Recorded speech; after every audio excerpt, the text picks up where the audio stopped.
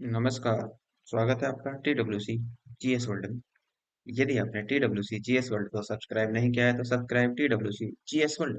हम अपने घटना चक्र के भारतीय इतिहास के तहत जो हम अपना आधुनिक भारत को पूर्ण करने का प्रयास कर रहे हैं या आधुनिक भारतीय इतिहास को इसमें पूर्ण करने का प्रयास कर रहे हैं। ये इसी के क्रम में आज आपका लेक्चर नंबर जो होगा वो आपका 42 होगा और इसी लेक्चर नंबर 42 के तहत हम अपने आधुनिक भारतीय इतिहास में विविध को पूर्ण करने का प्रयास कर रहे हैं और इसी के क्रम में आपका आप ये कह लें कि विविध वाला जो पार्ट है उसका पार्ट नंबर आपका ये 6 होगा। 5 पार्ट इसमें ऑलरेडी अपलोड कर दिए गए हैं क्योंकि देखो ये लेक्चर थोड़ा-सा लेंथी था। इसी वजह से क्या करा है कि इसको हमने पार्ट में विभाजित कर दिया। देखो ये जो आपका वीडियो होगा ये आपका UPSC, UPPSC, BO, RO, ARO और अदर जितने भी कॉम्पिटिटिव एग्जाम होते हैं सभी के लिए आपका यूजफुल होने वाला है। अब इसमें मैंने आपको पीछे 170 तक सवाल करा दिए और आज हम सवाल नंबर देखेंगे अपना 171। चलो आगे बढ़ते हैं इसको लेकर। कहता है कि निम्नलिखित घटनाओं को उनके कालानुक्रम में व्यवस्थित कीजिए और नीचे दिए गए कूट के सही उत्तर का चयन कीजिए। अब आपको फिर से कालानुक्रम में कब सजा सकते हैं जब आपको इनका डेट पता हो। जैसे मैं आपसे कहूँ कि गांधी इरविन समझौता कब हुआ था तो 1931 में, या आप ये कह लें 5 मार्च 1931 को, और पूना पैक्ट गांधी और अम्बेडकर के बीच में हुआ था 1931 में। और सविनय अवज्ञा आंदोलन जो लाया गया था वो 1930 में लाया गया था। और यदि मैं कहूँ कि पूर्ण राष्ट्रीय स्वतंत्रता की जो घोषणा की गई थी, वो पूर्ण राष्ट्रीय स्वतंत्रता की जो घोषणा हुई थी वो 1929 में हुई थी। ये अपडेट। अब आप इसको मैच करा सकते हैं। देखो पहले कौन सा आएगा आपका, इसमें आप देख सकते हैं। पहले यही आएगा 3, फिर आएगा 4, 3, 4 और फिर एक और आपका, ये आपका आंसर बनेगा। तो ए आंसर इसमें लग जाएगा। जैसे कहता है कि पूर्ण राष्ट्रीय स्वतंत्रता की जो घोषणा हुई थी वो 31 दिसंबर 1929 को, सविनय अवज्ञा आंदोलन आरंभ हुआ था 6 अप्रैल 1930 को, गांधी इरविन समझौता हुआ था 5 मार्च 1931 को और पूना पैक्ट हुआ था 24 सितंबर 1932 को। नेक्स्ट, निम्न घटनाओं पर विचार करना है, फिर से कालानुक्रम में लगाना है इनको। देखो कहता है कि कालानुक्रम में व्यवस्थित करना है, तो गांधी इरविन समझौता 1931 में, ये आप भली बात ही जानते हैं। और जो सांप्रदायिक पंचायत आया था वो कब आया था 1932 में। द्वितीय गोलमेज सम्मेलन कब हुआ था, वो आपका द्वितीय गोलमेज सम्मेलन हुआ था 1931 में। और नेहरू रिपोर्ट आई थी आपकी 1928 में। अब आप फिर से मैच करो तो सबसे पहले कौन आएगा आपका 4, 4 के बाद क्या आएगा 1। देखो गांधी इरविन समझौता 5 मार्च को हुआ था और द्वितीय गोलमेज सम्मेलन जो हुआ था वो लगभग ये कह लो कि सितंबर दिसंबर में हुआ था जाकर, तो 5 मार्च पहले आएगा दिसंबर, तो इसका मतलब गांधी इरविन समझौता पहले आ जाएगा आपका, इसलिए फिर आएगा 3 और फिर आपका तो 4 1 3 2, तो 4 1 आपका 3 2 आपका डी में लगेगा। नेहरू रिपोर्ट 1928 में आई थी, गांधी इरविन समझौता 5 मार्च 1931 को हुआ था, द्वितीय गोलमेज सम्मेलन सितंबर दिसंबर में 1931 में हुआ और सांप्रदायिक पंचायत का जो निर्णय लाया गया था वो 16 अगस्त 1932 को यहाँ पर लाया गया था। नेक्स्ट, निम्नलिखित में से सही क्रम, नीचे दिए गए क्रम के अनुसार कूट का पता लगाना कि कौन से आपको फिर से क्रम में लगाने हैं। देखो जो राजगोपालाचारी योजना लाई गई थी वो 1944 में आई थी। उसी प्रकार यदि आप देखें वेवेल योजना वो 1945 में आई थी और माउंट बेटन योजना जो थी वो 1947 में आई थी। और उसी के तहत कैबिनेट मिशन जो लाया गया था वो 1946 में लाया गया था। तो आप लगाओ, देखो ए आएगा, पहला ए, फिर आपका बी और फिर आपका सी, और ए बी और डी और फिर आपका सी। ए बी डी सी आप इसमें मैच करा लो कहाँ है, तो ए बी डी सी आपका सी में लगेगा। सी राजगोपालाचारी योजना 1944 में, वेवेल योजना 1945 में, माउंट बेटन योजना 1947 में, कैबिनेट मिशन योजना 1946 में लाई गई थी। नेक्स्ट, निम्नलिखित घटनाओं पर विचार कीजिए। तो क्रिप्स मिशन कब लाया गया, ये आप भली बात ही जानते हैं कि 1942 में क्रिप्स मिशन लाया गया था। अगस्त प्रस्ताव अगस्त 1900, आप ये कह लो कि अगस्त प्रस्ताव जो लाया गया था वो अगस्त 1940 में लाया गया था। नेहरू रिपोर्ट 1928 में आई थी और जो वेवेल प्लान आया था, वेवेल प्लान आपका 1945 में आया था। अब आप फिर से मैच कराओ। देखो पहला आएगा आपका 2, तो 2 के बाद सॉरी पहला आएगा आपका 3, 3 के बाद 2, 2 के बाद 1 और 1 के बाद 4, तो 3 2 1 4 आप इसमें देखो, तो 3 2 1 4 आपका बी में लगेगा, आंसर बी होगा। नेहरू रिपोर्ट 1928 में आई, अगस्त प्रस्ताव 1940 में, क्रिप्स मिशन 1942 में और वेवेल योजना आपकी 1945 में आई थी। वेवेल योजना किस वर्ष प्रस्तुत की गई थी, पिछले सवाल से ही निकाल कर पूछा तो 1945 में, आंसर आपका डी हो गया। वेवेल योजना 1945 में प्रस्तुत की गई। द्वितीय विश्व युद्ध की समाप्ति के पश्चात तत्कालीन भारतीय वायसराय लॉर्ड वेवेल में व्याप्त गतिरोध को दूर करने के लिए मार्च 1945 में इंग्लैंड गए और वहां उन्होंने ब्रिटिश प्रधानमंत्री चर्चिल एवं भारतीय मंत्री एमरी से सलाह लेकर योजना निर्माण किया, जिसे वेवेल योजना नाम दिया गया। वेवेल योजना की प्रमुख शर्तें इस प्रकार हैं। वायसराय की कार्यकारिणी का गठन किया जाए और उसमें सभी दलों को प्रतिनिधित्व दिया जाए। इस परिषद में वायसराय या सैन्य प्रमुख के अतिरिक्त सभी से सदस्य प्रतिरक्षा विभाग के वायसराय के अधीन होंगे। कार्यकारिणी परिषद में मुस्लिम सदस्यों की संख्या सवर्ण हिंदुओं के बराबर रखेगी, अर्थात मुस्लिम और हिंदुओं की संख्या इसमें बराबर रखेगी। कांग्रेस के सभी गिरफ्तार नेता रिहा किए जाएंगे तथा शिमला में सर्वदलीय सम्मेलन बुलाया जाएगा। नेक्स्ट, फिर से कूट की सहायता से इनको मैच कराना है। अब देखो इसमें कौन से को मैच करा सकते हैं, आप कैसे मैच करा सकते हैं ये आपको देखना है। जैसे मैं आपसे कह दूं मैकडोनाल्ड, तो मैकडोनाल्ड जो था वो किससे संबंधित था? मैकडोनाल्ड आपका कम्युनल अवार्ड से संबंधित था। और अब आप इसमें ए का दो देख लो, तो ए का दो आप सीओडी दोनों में, तो आगे बढ़ो। तो लॉर्ड लिंथिंगो जो था, वो लॉर्ड लिंथिंगो का जो संबंध था वो अगस्त प्रस्ताव से संबंधित था। तो ए का दो और बी का तीन लगा लो, तो ए का दो आपका, बी का तीन, इस नीचे दोनों में ही है। तो डलहौजी किससे संबंधित था? डॉक्ट्रिन ऑफ लैप्स अर्थात राज्य हड़प की नीति से संबंधित था। वो आपका आंसर क्या लगेगा? सी लगेगा। इस प्रकार जेम्स फोर्ड का संबंध होगा डायरकी से होगा। द्वारकी, द्वारकी का मतलब जानते हैं आप? मेरा कमेंट बॉक्स में बताना कि द्वारकी आपकी क्या, नहीं तो मैं आपको अगले काम में उसमें वीडियो में आपको बताएगा। देखो, मैकडोनाल्ड कम्युनल अवार्ड 1932 में लाया गया। लिंथिंगो ऑफर या लिंथिंगो के समय में अगस्त ऑफर लाया गया 1940 में, और डलहौजी में ने डॉक्ट्रिन ऑफ लैप्स व्यक्तिगत का सिद्धांत या राज्य हड़प नीति को अपनाया था। फिर जेम्स फोर्ड ने द्वारकी अधिनियम के प्रांतों में द्वैध शासन लागू किया था। निम्नलिखित घटनाओं को कालानुक्रम में व्यवस्थित कीजिए और नीचे दिए गए कूट का सही चयन करना है। देखो, फिर से आपको यहाँ पर कूट लगाना है। अब मैं आपसे कहूँ कि यदि आपसे कहूँ कि जो वुड डिस्पैच लाया गया था वो कब लाया गया था? 1854। ठीक। और जो हंटर कमीशन लाया गया था, यदि आप हंटर कमीशन की बात करें तो हंटर कमीशन, हंटर आयोग लाया गया था 1882 में। सैडलर आयोग का गठन हुआ था 1917 में। और सार्जेंट योजना जो लाई गई थी वो 1944 में लाई गई थी। अब आप इसमें मैच करा सकते हैं। तो सबसे पहले कौन आएगा आपका इसमें? 1854। 1854 के बाद में, मतलब सी के बाद में ए, तो सी ए देख लो, तो सी ए आपका, उसके बाद में बी और उसके बाद में आपका डी, तो सी ए बी डी आपका इसमें आंसर लग जाएगा। नेक्स्ट, वुड घोषणा पत्र बोर्ड ऑफ कंट्रोल के प्रधान चार्ल्स वुड द्वारा 19 जुलाई 1854 को जारी किया गया था। हंटर आयोग की स्थापना ब्रिटिश शासनकाल में लॉर्ड रिपन में 1880 से 1884 के द्वारा 1882 में की गई थी। सेलर आयोग का गठन 1917 में कलकत्ता के विश्वविद्यालय में की समस्याओं के अध्ययन के लिए डॉक्टर एम ई सैडर के नेतृत्व में किया गया था। सार्जेंट योजना वर्ष 1944 में केंद्रीय शिक्षा सलाहकार मंडल ने प्रस्तुत की थी। इस समय ब्रिटिश अधिकारी सार्जेंट ब्रिटिश भारत सरकार में शिक्षा सलाहकार के पद पर नियुक्त थे, जिनमें जिनके नाम से यह राष्ट्रीय शिक्षा योजना प्रस्तुत की गई थी। नेक्स्ट, कौन सा युग्म सुमेलित नहीं है? ये आप ध्यान रखना। तो इंदु प्रकाश एमजे रनाटे से संबंधित है। नेटिव ओपिनियन बीएन मांडलिक से संबंधित है। बॉम्बे क्रॉनिकल जो है वो आपका, बॉम्बे क्रॉनिकल गोपाल कृष्ण गोखले से संबंधित नहीं है आपका। ये किससे संबंधित है? फिर ये संबंधित है आपकी फिरोज शाह मेहता से। और इंडियन मिरर आपका देवेंद्रनाथ टैगोर से संबंधित, इसका मतलब सी आंसर लगेगा।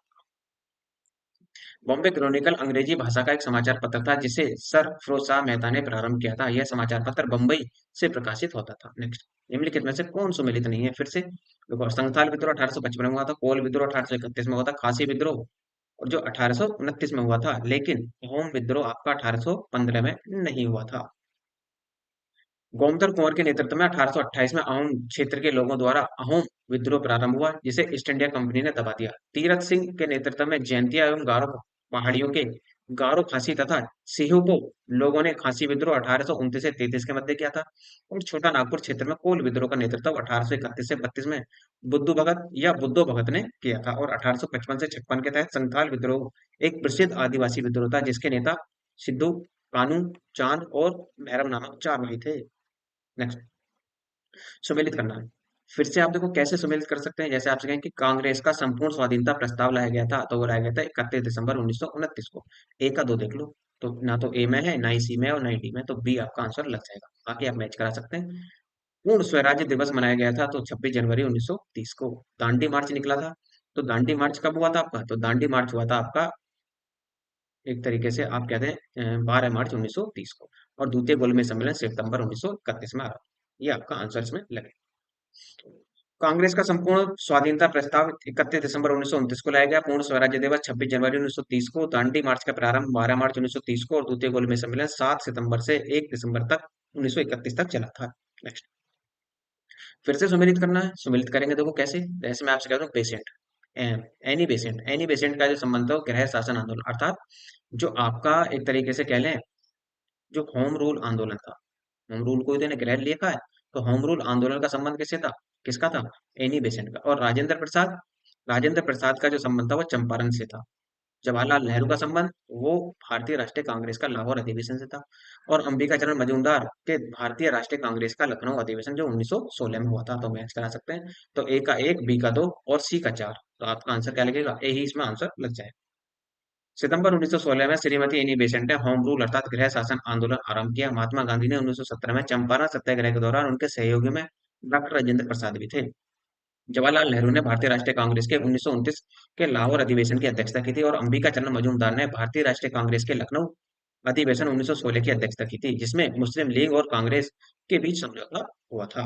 नेक्स्ट, फिर से कालानुक्रम में सजाना है इनको। कैसे सजाएंगे ये आप देखो जरा। देखो सी आर जो आपका फॉर्मूला है वो आपका 1940 में लाया गया था। राजगोपालाचारी फॉर्मूला 1944।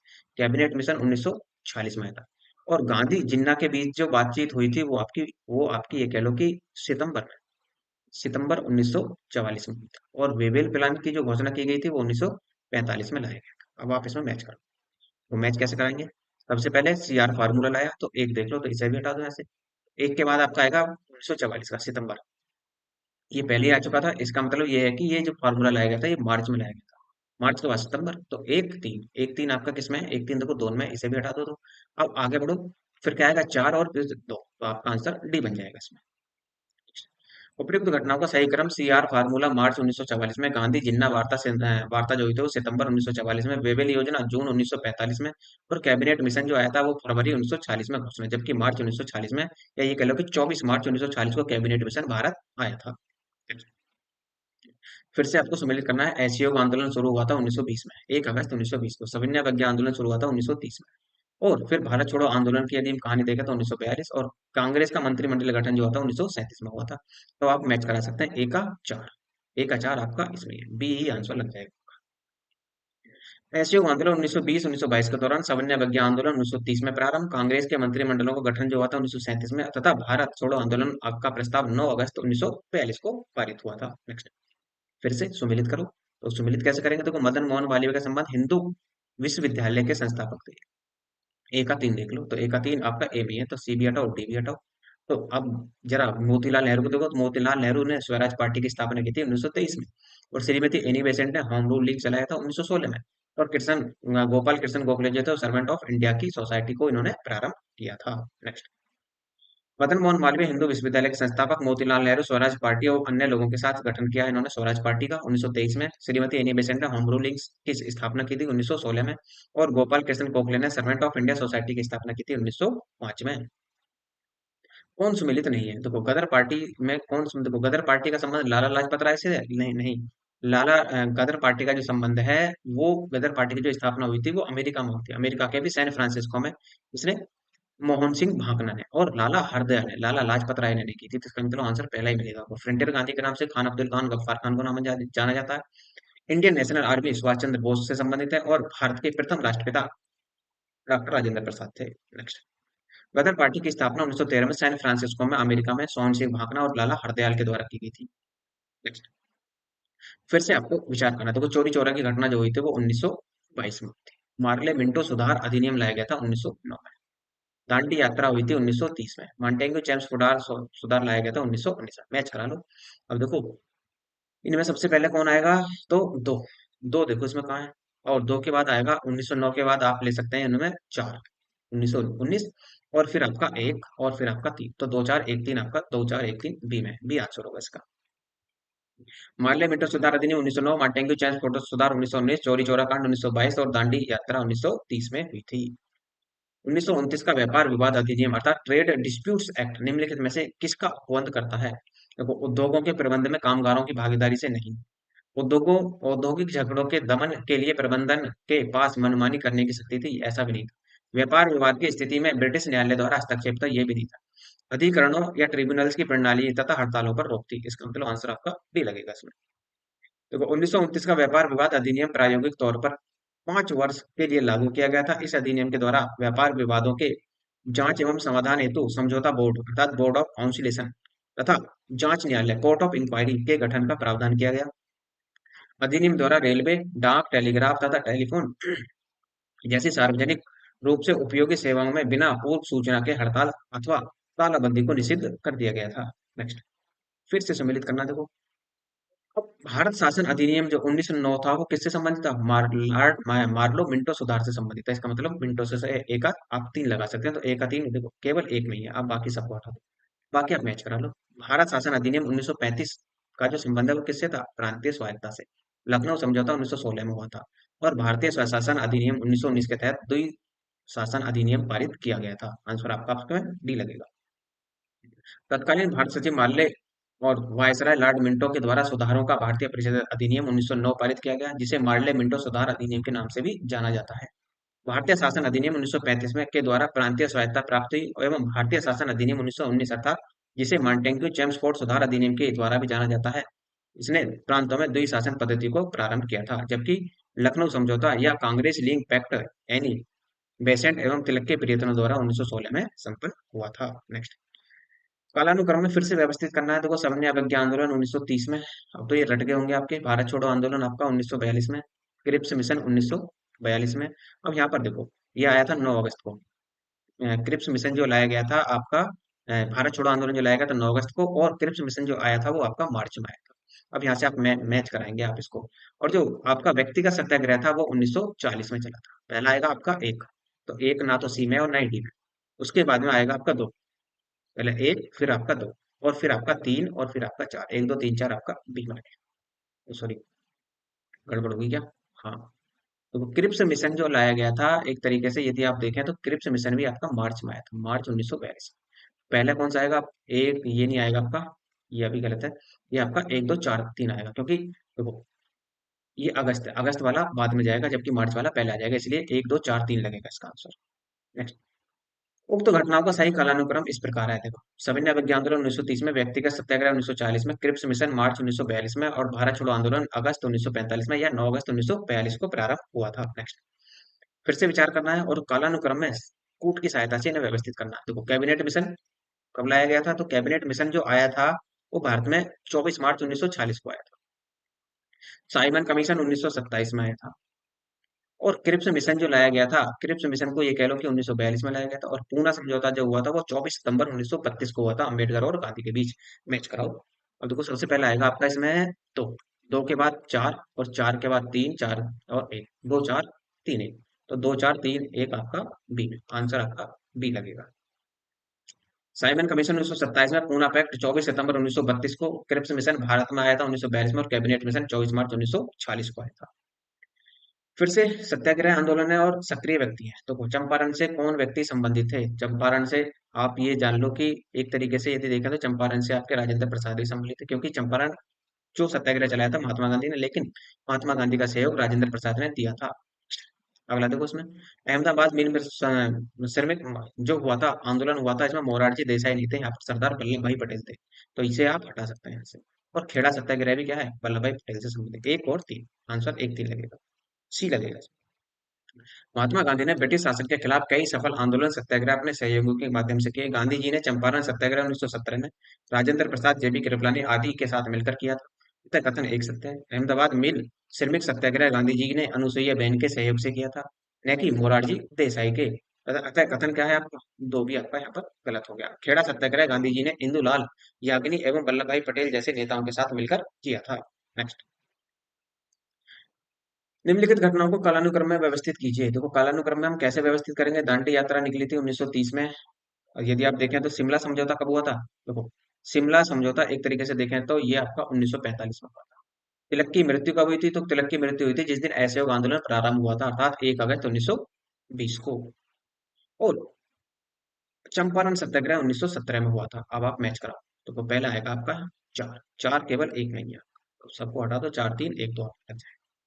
नेक्स्ट, निम्नलिखित घटनाओं में देखो, चंपारण सत्याग्रह 1917 में, तिलक की मृत्यु 1 अगस्त 1920 को, और दांडी यात्रा 12 मार्च 1930 को। केवल वेवेल प्रस्ताव पर विचार विमर्श हेतु शिमला समझौता 25 जून 1945 को शिमला में आयोजित हुआ था। नेक्स्ट, दांडी मार्च फिर से आपको कूट की सहायता से मैच कराने हैं। दांडी मार्च जो हुआ था वो 1930 में।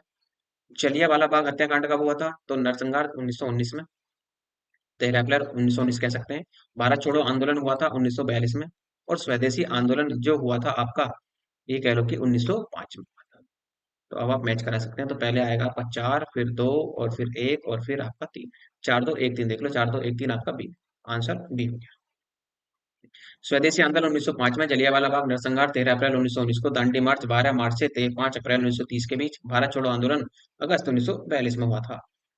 फिर से मैच कराने, पूना पैक्ट, पूना समझौता जब हुआ था अम्बेडकर गांधी जी के बीच 24 सितंबर 1932 को, भारत छोड़ो आंदोलन 9 अगस्त 1942 को, और कैबिनेट मिशन जो आया था वो 1946 में आया था, और शिमला कॉन्फ्रेंस हुई थी 1945। मैच करा सकते हैं। देखो, पहला आएगा एक, फिर आएगा दो, फिर आएगा चार, और फिर तीन। एक चार, एक दो चार तीन, एक दो, इसमें देख लो कहाँ है, एक दो चार तीन, आपका ए में ही है, यही आंसर लग जाएगा।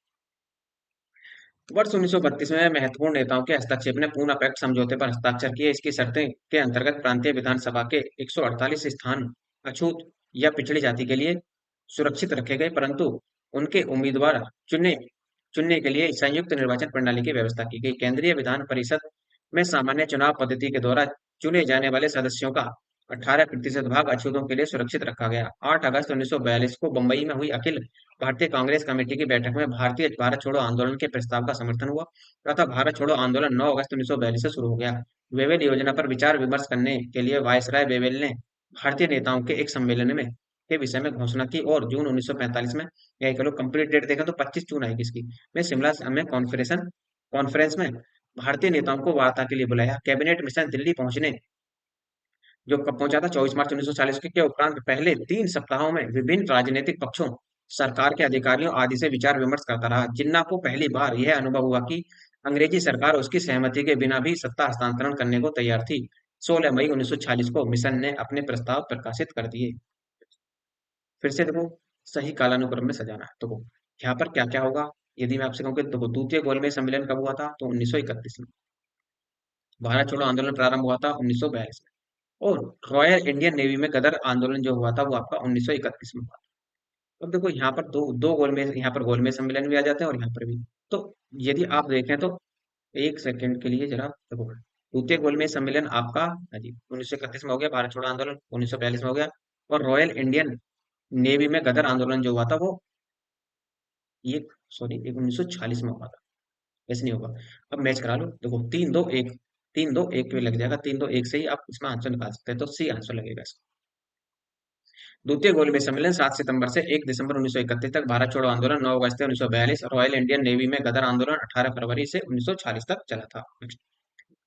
कूट की सहायता से उत्तर को फिर से पहचानना है। देखो कैसे निकालेंगे आंसर, यदि आप देखें तो यहाँ पर कुछ डेट आपको याद रखनी है, जैसे सॉरी सॉरी, सूरत फाड़, सूरत फाड़ का मतलब है सूरत का विभाजन, कांग्रेस का सूरत विभाजन जो नरम दल और गर्म दल में बटी थी, तो 1907 में हुआ था ये काम। और स्वदेशी आंदोलन की औपचारिक घोषणा जो हुई थी वो 1905 में, और कांग्रेस के उद्देश्य के रूप में स्वराज्य को स्वीकार किया गया था। देखो स्वराज्य को स्वीकार जो करते हैं ये लोग, ये आप ऐसे मान लो कि जो आपका 1928 के लगभग जाता है ना, वहां होता है।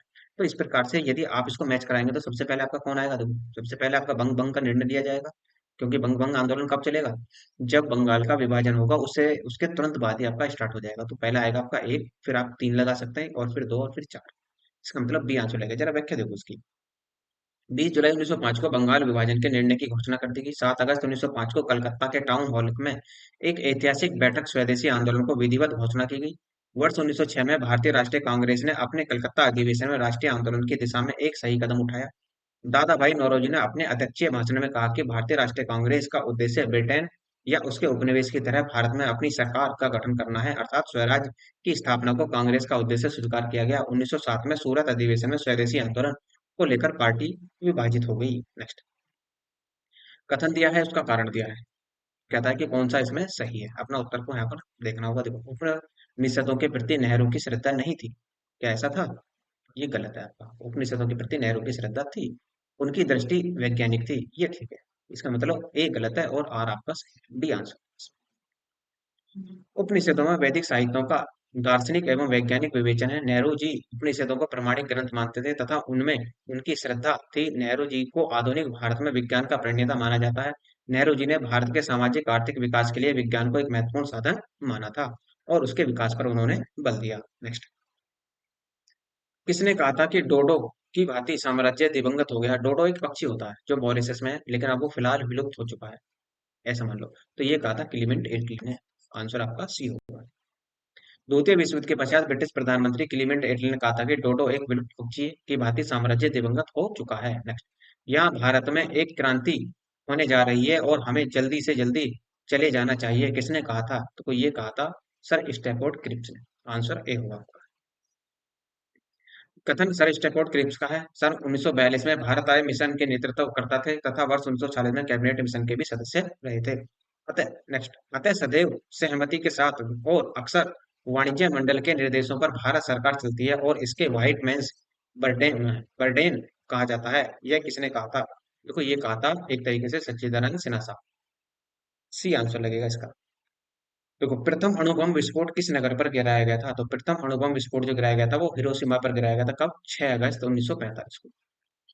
और दूसरा गिरा था 9 अगस्त 1945 को। वो गिरा था नागासाकी पर। यहाँ पर गिरा था फैटमैन और यहाँ पर गिरा था लिटिल बॉय। प्रथम अणु बम 6 अगस्त 1945 को द्वितीय विश्व युद्ध के दौरान अमेरिका ने जापान के हिरोशिमा शहर पर गिराया। इसके बाद 9 अगस्त 1945 को दूसरा अणु बम जापान के ही नागासाकी शहर पर गिराया। इन दोनों विस्फोटों के परिणाम स्वरूप जापान ने 15 अगस्त 1945 को संयुक्त संयुक्तियों के समक्ष आत्मसमर्पण कर दिया था। फ्रांस की क्रांति कब हुई थी? देखो फ्रांस की क्रांति जो हुई थी वो 1789 में हुई थी। डी आंसर होगा इसका। फ्रांसीसी क्रांति 1789 में हुई और यह क्रांति सामंतवाद, वर्गीय विशेषाधिकार, भ्रष्ट नौकरशाही और निरंकुश एवं अयोग्य राजतंत्र के विरुद्ध मध्यम वर्ग का विद्रोह था। नेक्स्ट, निम्नलिखित घटनाओं को कालानुक्रम में व्यवस्थित कीजिए। फिर से करनी है। देखो यदि आप देखें तो चंपारण सत्याग्रह हुआ था 1917 में। जो आता है पहले उसे लगा लो। मोपाला जो विद्रोह हुआ था वो 1921 में हुआ था, एक तरीके से देखें तो। और चोरी चोरा कांड आप जानते हैं 1922 में हुआ था। और जो आप देखें अमृतसर की घटना जो हुई थी वो 13 अप्रैल 1919 को। अब आप इसमें मैच करा लो। तो पहला आएगा आपका 1917, तो सी आएगा। तो सी के बाद आपका क्या आएगा फिर? ए, और ए के बाद डी, और डी के बाद आपका बी। इसका मतलब सी आंसर लगेगा। देखो भारतीय स्वतंत्रता आंदोलन संबंधी उपयुक्त घटनाओं का कालानुक्रम इस प्रकार है। चंपारण सत्याग्रह 1917, अमृतसर की घटना जो हुई थी 13 अप्रैल 1919 को, भोपाला विद्रोह 1921 में, चोरी चोरा कांड जो हुआ था 4 फरवरी 1922 को हुआ था। विचार करना है और सही कथन का इसमें चूज करना है कि कौन सा होगा। देखो जवाहरलाल नेहरू मृत्यु के समय भारत के प्रधानमंत्री की चौथी पदावधि में थे। ये आपका ठीक है। जवाहरलाल नेहरू ने संसद सदस्यों के रूप में रायबरेली का प्रतिनिधित्व किया था? नहीं। भारतीय के प्रथम गैर कांग्रेसी प्रधानमंत्री 1977 में के पद पर नियुक्त हुए थे। कौन? मोरारजी देसाई साहब हुए थे यहाँ पर। ये आपका ठीक है। एक और तीन ठीक है। तो इसका मतलब आंसर जो निकलेगा आपका एक और तीन, डी आंसर होगा।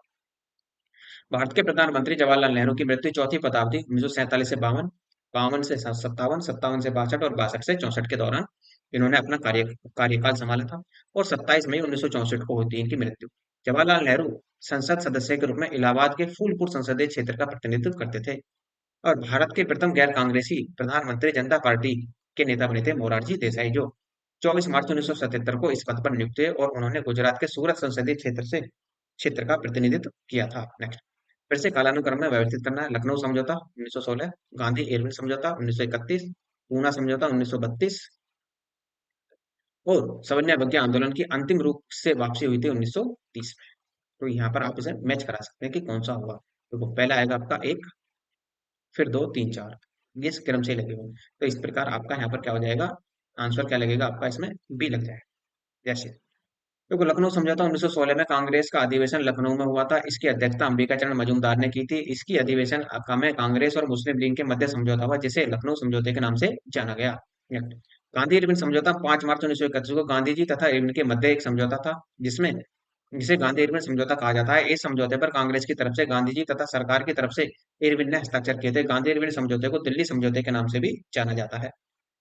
पूना समझौता 24 सितंबर 1932 को मदन मोहन मालवीय, सी राजगोपालाचारी, राजेंद्र प्रसाद, पुरुषोत्तम दास के प्रयत्नों से गांधी एवं अंबेडकर के मध्य समझौता हुआ, जो पूना समझौता के नाम से जाना जाता है। इस समझौते के अनुसार प्रांतीय विधानमंडलों में दलितों के लिए सुरक्षित सीटों की संख्या 71 से बढ़ाकर 148 कर दी गई। सविनय अवज्ञा आंदोलन अंतिम रूप से 1 अगस्त 1934 को वापस हुआ था। तो 1930 में इसकी शुरुआत हुई थी, लेकिन वापस कब हुआ? 1 अगस्त 1934 को।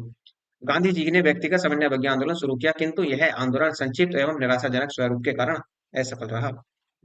कौन सी जोड़ी सुमेलित है? लखनऊ समझौता 1900, ये ठीक है। गांधी इरविन समझौता, यही गलत है। गांधी इरविन समझौता 1931 में होता, 5 मार्च 1931 को। बी ही आंसर लग गया। ये कह रहा है कि कौन सुमेलित है, सॉरी, ये कह रहा है कि कौन सा सही है। तो पहला ही हमें मिल गया। आंसर आपका ए लगेगा, लखनऊ समझौता। 1916 में लखनऊ समझौता भारतीय राष्ट्रीय कांग्रेस और भारतीय मुस्लिम लीग के बीच हुआ, जबकि गांधी इरविन समझौता 5 मार्च 1931 को शिमला समझौता 1945 में तथा पूना समझौता 1932 में। इसके अलावा 1945 में लियाकत अली और भूलाभाई देसाई के मध्य समझौते की बात अफवाह के रूप में सामने आई थी। वास्तव में यह समझौता नहीं था। छत्तीसगढ़ लोक सेवा आयोग द्वारा संशोधित उत्तर पत्रांक में इस प्रश्न को विलोपित कर दिया गया। नेक्स्ट, अगला कहता है कि फिर से सुमेलित करना है। देखो बारदौली, चौरी चौरा, यरबदा और नोआखेली का, देखो जो आपको आता है पहले उसे लगा लो। चौरी चौरा कांड हुआ था उत्तर प्रदेश के गोरखपुर में, तो बी का 4 देखो इसमें। तो बी का 4 केवल एक नहीं है, आपका सी ही लग जाएगा इसका आंसर। अब आप मैच करा सकते हैं आपस में। देखो जो बारदौली सत्याग्रह हुआ था वो गुजरात में हुआ था, एक का। तो यरबदा जेल में जो हुआ था, यरबदा जेल है जो कहाँ है, महाराष्ट्र में। और नोवाकोली का विद्रोह जो हुआ था वो पश्चिम बंगाल में हुआ था। नेक्स्ट, बारदौली गुजरात राज्य में स्थित, चौरी चौरा उत्तर प्रदेश में स्थित है। यहीं पर असहयोग आंदोलन के दौरान 4 फरवरी को हिंसक भीड़ ने थाना जला दिया। इस घटना से दुखी होकर गांधी जी ने 12 फरवरी 1922 को असहयोग आंदोलन वापस ले लिया। और यरबदा जेल महाराष्ट्र में स्थित है। नोवाकोली पश्चिम बंगाल में स्थित है, जहां स्वतंत्रता के समय भीषण दंगे हुए थे। नेक्स्ट, कौन सा कथन सही नहीं है? देखो राष्ट्रीय गीत वंदे मातरम की रचना बंकिम चंद्र चटर्जी ने की थी, यही आपका गलत हो जाएगा। बंकिम चंद्र चटर्जी ने इसकी नहीं की थी। जबकि यदि हम देखें इसको जरा व्याख्या देखो इसकी, राष्ट्रीय गीत वंदे मातरम की रचना बंकिम चंद्र चटर्जी ने मूलतः संस्कृत एवं बंगाली दोनों भाषाओं में मिश्रित योग से की थी। यह उनके उपन्यास आनंद मठ में संकलित है। अतः कथन आपका एक सत्य है। एक सेकंड, सॉरी जरा। कौन सा कह रहा है कि कौन सा इसमें सही नहीं है? यदि आप देखें इसमें कौन सा सही नहीं है एक तरीके से, सॉरी, इस ना एक तरीके से ऐसे कर लो कि कौन सा कथन सही है, ऐसे करो इसको यहाँ से हटा दो। अब ठीक हो जाएगा। नेक्स्ट, देखो स्वातंत्र्योत्तर काल में घटित निम्नलिखित घटनाओं को व्यवस्थित करना है। तो स्वतंत्र का मतलब है स्वतंत्रता के बाद अर्थात 1947 के बाद की घटनाएं में परिवर्तित करना। देखो यदि हम देखें तो गोवा का मुक्ति दिवस 1961-62 में मनाया जाता है। दलाई लामा भागकर भारत आए थे, ये 1958 में आए थे एक तरीके से देखें तो लगभग। और यदि आप देखें तो इसका जो आप आंसर बनाएंगे, देखो सबसे पहले इसमें कौन सी घटना होगी, तो सेब का बुल्गानिन की भारत यात्रा हुई थी और चाउन एंड लाई का भारत आगमन हुआ था। इसका मतलब पहला आएगा आपका 4, फिर 2, फिर 3 और फिर आपका 1 लगेगा इसमें। आंसर आपका इसमें डी बनेगा। व्याख्या देख लो। देखो अमेरिका ने वर्ष 1955 में पुर्तगाल के इस दावे का समर्थन किया कि गोवा पुर्तगाल का ही प्रदेश है। उसने भारत की तब आलोचना की जब 14 वर्षों तक धैर्य रखने के बाद 1961 में उसने गोवा की फौज भेजकर मुक्त करा लिया। 1955 में नेहरू की एक बड़ी ही महत्वपूर्ण यात्रा सोवियत संघ और उसके उसी वर्ष ब्राग में खुसरो खुर्सचेव और बुल्गानिन भारत आए थे। 1959 में तिब्बत में बड़ा विद्रोह हुआ और दलाई लामा अपने हजारों अनुयायियों के साथ तिब्बत से निकले और उन्होंने भारत में शरण ले लिया। लेकिन निर्वासन में सरकार बनाने की इजाजत नहीं दी गई और न ही राजनीतिक गतिविधियों की इजाजत दी गई। चाउ एन लाई को बातचीत के लिए 1960 में दिल्ली बुलाया गया, लेकिन कोई विशेष नतीजा नहीं निकला। भारत और पाकिस्तान के बीच शिमला समझौते पर हस्ताक्षर हुए थे। तो भारत और पाकिस्तान के बीच शिमला समझौते पर जो हस्ताक्षर हुए थे 1972 में हुए थे, जब पाकिस्तान अलग हुआ था और बांग्लादेश अलग हुआ था पाकिस्तान से। तो 1971 के भारत पाक युद्ध में और बांग्लादेश की स्वतंत्रता के बाद इंदिरा गांधी और पाकिस्तान के नवनिर्वाचित प्रधानमंत्री जुल्फिकार अली भुट्टो के बीच एक शिखर सम्मेलन जून 1972 में शिमला में हुआ। तब दोनों पक्षों ने एक समझौते पर हस्ताक्षर 2 जुलाई 1972 को किए थे, जिसे शिमला समझौते के नाम से भी जाना जाता है। अब देखो इस वीडियो को हम यहीं रोकेंगे। 100 210 तक मैंने आपको इसमें कवर करा दिया, जो बाकी है वो आपके अगले पार्ट में यहाँ पर कवर हो जाएंगे। और देखो यदि आपको लेक्चर की पीडीएफ चाहिए तो नीचे डिस्क्रिप्शन में टेलीग्राम का लिंक दिया हुआ है, तो टेलीग्राम वहां से ज्वाइन कर लेना और वहां पर आपको 1 से लेकर 40 लेक्चर तक की पीडीएफ मिल जाएगी। और बाकी जो बचा हुआ है उसको मैं जैसी आपकी हिस्ट्री पूरी होगी ऐसी आपको वहां पर अपलोड करा दूं। और यदि आपको जो मैंने हिस्ट्री आपको कंप्लीट यूट्यूब पर पढ़ाई है, पॉलिटी भी आपको पढ़ा दी और हिंदी भी आपको कंप्लीट पढ़ा दी, यदि इनमें से आपको रिवीजन के लिए किसी के भी नोट्स चाहिए तो मेल के माध्यम से बता सकते हैं और मेल का लिंक भी आपको डिस्क्रिप्शन में नीचे मिल जाएगा। और यदि आपको लगता है लेक्चर अच्छा है तो लाइक कीजिए, शेयर कीजिए, सब्सक्राइब करना ना भूलें। धन्यवाद।